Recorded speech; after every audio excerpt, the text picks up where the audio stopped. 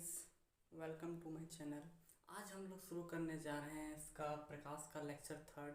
इसमें हम लोग जानेंगे समतल दर्पण के द्वारा प्रतिबिंब किस तरह से बनता है। इस समतल दर्पण में क्या क्या टाइप होता है, कैसे कैसे प्रतिबिंब बनता है, इसका नियम क्या क्या होता है। तो पहला नियम हम लोग देखते हैं, समतल दर्पण में प्रतिबिंब का निर्माण किस तरह से होता है। तो उसका पहला नियम जो है वो है, प्रतिबिंब जो है समान आकार का बनेगा।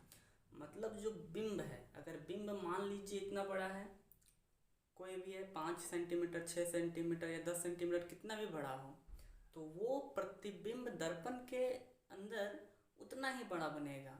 वो छोटा या तो बड़ा नहीं बनेगा। जितना बड़ा बिंब होगा यानी वस्तु, जो वस्तु है, जितना बड़ा वस्तु होगा, मान लीजिए ये है, तो इसका जो प्रतिबिंब बनेगा दर्पण के पीछे वो इतना ही बड़ा बनेगा, ना ही इससे छोटा होगा ना ही इससे बड़ा होगा।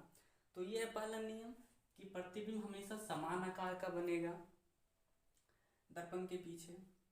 और दूसरा नियम बोल रहा है कि इसमें प्रतिबिंब दर्पण से उतनी ही दूरी पर बना है जितनी दूरी पर बिंब होता है। मतलब बोल रहा है कि यहाँ पर जो प्रतिबिंब बनेगा दर्पण में वो उतना ही दूरी पर बनेगा जितना दूरी पर प्रतिबिंब को रखा यानी वस्तु को रखा गया है। मान लो वस्तु को जितना दूरी पर, मान लो वस्तु दर्पण से 5 मीटर की दूरी पर है, यहाँ से 5 मीटर की या 5 सेंटीमीटर मान लीजिए, 10, 5 कितना भी, यहाँ से इतना दूरी पर है। तो वो जो प्रतिबिंब बनेगा दर्पण से, यहाँ दर्पण है, यहाँ बिंब है, वस्तु है, तो जितना यहाँ दूरी है, तो जब प्रतिबिंब बनेगा तो उसका भी दूरी दर्पण के पीछे उतना ही होगा। 10 सेंटीमीटर तो 10 सेंटीमीटर पीछे ही बनेगा। जैसे कि इसको मान लीजिए ये दर्पण है, तो इसमें क्या होगा, ये बन रहा है इसे, तो ये जितना दूर जाएगा प्रतिबिंब उतना दूर जाएगा। ये जितना नज़दीक आएगा प्रतिबिंब उतना ही नज़दीक आएगा। ये है, ये देखिए यहाँ पे है, तो यहाँ पे पूरा दर्पण पे सटा हुआ है, यहाँ पे दर्पण पे पूरा सटा हुआ है, तो क्या होगा, ये एकदम पूरा यहाँ पे सटा हुआ ही रहेगा। मान लो जैसे इसको धीरे धीरे ऊपर दूर हटाएंगे तो प्रतिबिंब भी जो बनेगा वो उतना ही दूर बनते जाएगा। जितना दूर हम करेंगे उतना दूर पे बनेगा प्रतिबिंब। इसका मतलब है कि प्रतिबिंब उतना ही दूर पर बनेगा जितना पर बिंब रखा हुआ है। फिर तीसरा बोल रहा है, प्रतिबिंब सीधा एवं आभासी बनेगा। प्रतिबिंब हमेशा सीधा बनेगा और आभासी बनेगा। इसका मतलब कि जब भी हम प्रतिबिंब को ऐसे रखेंगे तो वो ऐसा ही बनेगा। जैसे कि देखिए, ये प्रतिबिंब है, ये दर्पण है, यहाँ पर इसका प्रतिबिंब बन रहा है, देखिए सीधा ही बन रहा है। ऊपर इसका सर है तो ऊपर ही बन रहा है, नीचे इसका ये नीड़ है तो नीचे ही बन रहा है।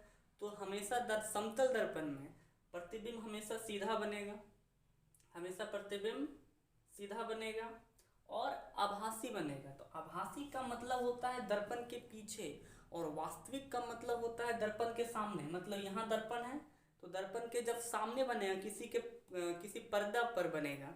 मान लो यहाँ दर्पण है, यहाँ से टकरा के आया, कहीं पर उधर बन रहा है, कहीं दूसरा जगह बन रहा है कोई पर्दा पर, तो वो होता है वास्तविक। यानी दर्पण से जब बाहर बनेगा, यहाँ से बाहर बनेगा तो होगा वास्तविक। लेकिन जब ये देखिए, जब ये दर्पण के अंदर बन रहा है, दर्पण के ये है पीछे साइड बन रहा है, अंदर बन रहा है, तो वो होता है आभासी, यानी कि काल्पनिक होता है, वो नकली प्रतिबिंब होता है, असली नहीं होता, क्योंकि वो दर्पण के पीछे बन रहा है। तो वो सीधा ही बनेगा, ऊपर का ऊपर, नीचे का नीचे, और आभासी बनेगा। आभासी का मतलब होता है दर्पण के पीछे बनेगा। अब चौथा है पार्श्व परावर्तित।